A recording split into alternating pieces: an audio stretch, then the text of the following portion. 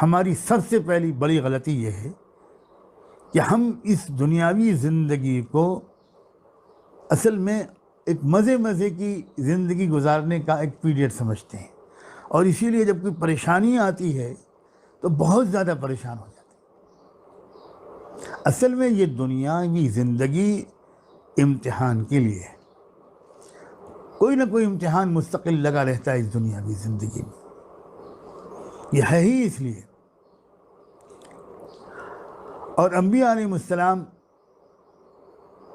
اللہ تعالیٰ نے بھیجے اس لیے کہ انسانوں کے اندر اچھائی کو قبول کر کے نیک بننے کی صلاحیت بھی بھرپور ہے اور برائی کی بھی صلاحیت بھرپور ہے، انصاف کی صلاحیت بھی انسان میں بھرپور ہے اور ظلم کی صلاحیت بھی بھرپور ہے، علم کی صلاحیت بھی انسان میں بھرپور ہے اور جہالت کی صلاحیت بھی انسان میں بھرپور ہے۔ انہ کان ظلوما جہولا۔ اب اللہ تعالیٰ نے دنیا میں دو نظام چلائے ہیں، ایک نظام ہے نبوت اور رسالت کا۔ نبوت اللہ کے نبی اور پیغمبر اور رسول یہ آتے ہیں اس لیے کہ وہ ہم کو بتائیں کہ بھئی اس راستے پر چلو گے تو تم کامیاب ہو جاؤ گے، تمہاری اندر کی نیکی باہر نکل آئے گی، تم اچھے انسان بن جاؤ گے۔ صرف یہی ایک طاقت نہیں ہے، اس کے مقابل ایک طاقت اللہ نے اور پیدا کی ہے، شیطان کی۔ وہ ہر انسان کے پیچھے لگا رہتا ہے اور لگا رہے گا رہتی دنیا تک کہ وہ انسانوں کو کسی طرح برائی کی طرف اور ہلاکت اور بربادی کے راستے کی طرف لے کر جائے۔ اب بلا کسی تاخیر اور تفصیل کے یہ مجھے کہہ دینا چاہیے کہ بھلائی کی طرف بلانے والوں کا مبارک سلسلہ محمد الرسول اللہ صلی اللہ علیہ وآلہ وسلم پر ختم ہو گیا، مکمل ہو گیا۔ اب جو لوگ لگے رہیں گے محمد رسول اللہ کے قدموں سے، ان کی رہنمائی لیتے رہیں گے، اس پر عمل کرنے کی کوشش، غلطیوں کوتاہیوں سے معافی مانگتے رہیں گے، وہ کامیاب ہو جائیں گے، ہر امتحان میں کامیاب ہو جائیں گے۔ اور دوسری طرف جو برائی کی دعوت دینے والا شیطانی سلسلہ ہے، اس کا آخری خاتم کا نام ہوگا دجال۔ اور یوں سمجھیے کہ یہ ایک مقابلہ ہے بٹوین محمد رسول اللہ اینڈ شیطان، ابلیس۔ اسی لیے بعض اہل اللہ اس بات پر بہت زور دے رہے ہیں کہ آج کل اس دور میں خاص طور پر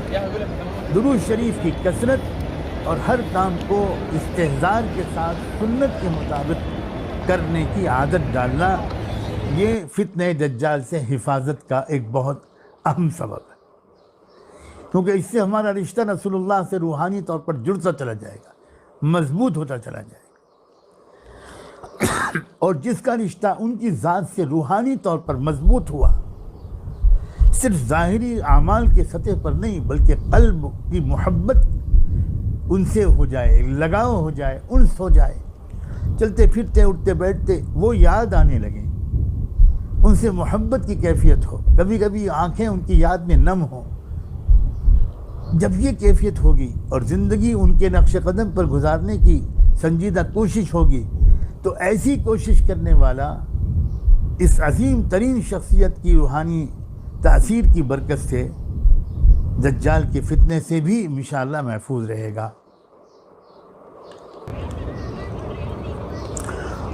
اور ایسا لگتا ہے کہ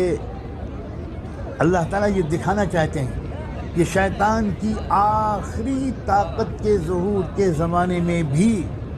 میرے ایسے بہت بڑی تعداد میں بندے اور بندیاں موجود ہوں گے جو محمد رسول اللہ